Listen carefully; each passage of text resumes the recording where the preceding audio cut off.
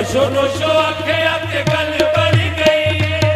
नोशो अखियां ते गल बन गई है, नोशो नोशो अखियां ते गल बन गई है, नोशो नोशो अखियां ते गल बन गई है। चंद पीर सुखियार ने भी ये हो गल कही है, चल पीर सुखियार ने भी ये हो गल कही, चंद पीर सुखियार ने भी ये हो गल कही है, चल पीर सुखियार ने भी ये हो गल कही है। नोशो नोशो अखियां ते गल बन गई है, नोशो नोशो